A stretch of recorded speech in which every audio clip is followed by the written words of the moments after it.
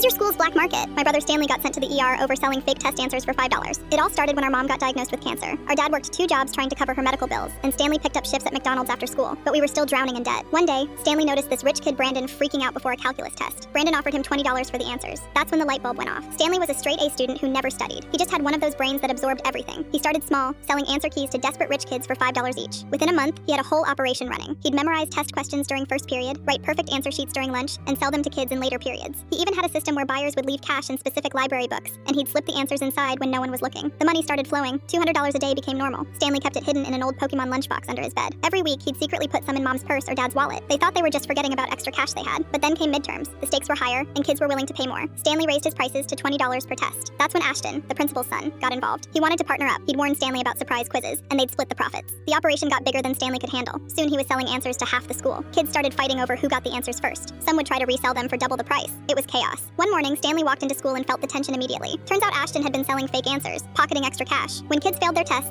they blamed Stanley. A group of seniors cornered him in the bathroom. They demanded refunds, thousands of dollars he didn't have. When he refused, they started swinging. Stanley ended up with 3 broken ribs and a concussion. A janitor found him unconscious on the bathroom floor. At the hospital, everything came out. The principal was there, the police were called, and our parents were devastated. But then the nurse came in to discuss payment, and mom pulled out her insurance card. That's when we discovered all our medical bills had been mysteriously paid off. Turns out Stanley had made over $40,000 in 6 months. Every penny went to mom's treatment. The principal was speechless. The police officer just shook his head and said he'd never seen anything like it. They couldn't exactly praise him, but they couldn't fully punish him either. Stanley got suspended for 2 weeks, but the principal let him keep his perfect GPA, even offered to write him a college recommendation letter, saying anyone with that kind of business sense deserved a shot at a business degree. The black market died that day, but Stanley's legend lived on. But the real kicker? Mom beat cancer last year. The doctor said early treatment was crucial. If we'd waited for insurance approval, it might have been too late. Stanley never brags about it, but I know those illegal test answers saved our mom's life. He's at Harvard Business School now, got a full scholarship. His admissions essay was about unconventional entrepreneurship. Every time I visit him, there's a framed Pokemon lunchbox on his wall. Only I know what it really means.